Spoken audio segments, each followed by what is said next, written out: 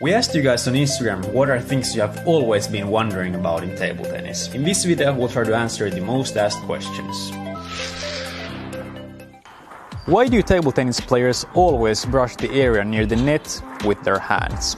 This is one of the most asked questions on our channel too, and the answer has two parts. When you play table tennis, it's very common that your hand sweats because of all the time being in contact with the racket. So between the points, it's very usual that the players go just wipe the sweat off of the hand and then continue playing. And the reason why the hand is often right here is that you don't want the playing area, this part, to be wet. The second part to this answer is that drying the hand on the table is sort of also a mental thing for the player. So often before the serve or the receive, players want to take a moment to refocus before the next point.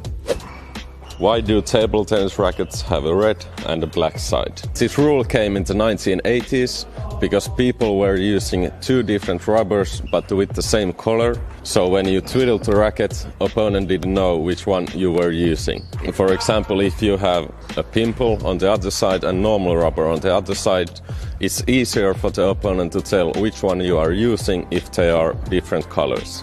I don't know if there's any particular reason why it's red and black, but I think it's mainly because it's easy to see the difference. Why are there nearly no pimples and antes in the higher classes? This is a really hard question, and that's why we asked the world's best material player, Matthias Falk, what he thinks the reasons are. Hi, Matthias Falk here. That's a hard question to answer.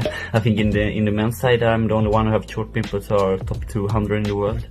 In my opinion, it would be good if there were more styles in the top level to get more changes in the matches and in the styles of the players.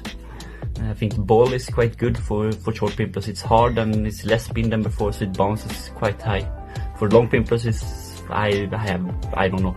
Hopefully, Pongfinity have some better answers than me. Take care. So this is a question I've also wondered myself. It's very common for everybody to just start with a normal racket, and then you get better and better and better with the normal racket. And then when you already have achieved a certain level, you don't want to start from the beginning again, because starting to play with something else than an inverted normal rubber usually takes a lot of time, a lot of practice, and most people don't want to take the extra time, so they just stick to the normal one. So why don't you just play short when the opponent is far away? So it might seem that when the opponent is far away from the table, it would be easy to win the point just by dropping it short. But making a good drop shot is a lot harder than it looks.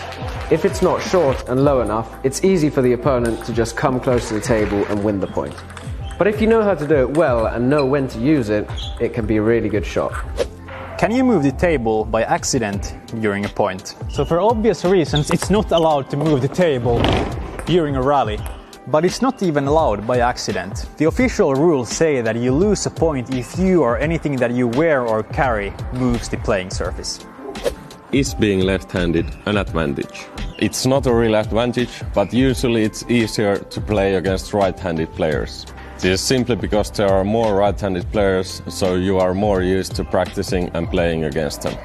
Also, when you play against left-handers, the side spin comes in the opposite way and you have to readjust the ball placement. So there is a small advantage, so if you can choose, I would recommend playing left-handed.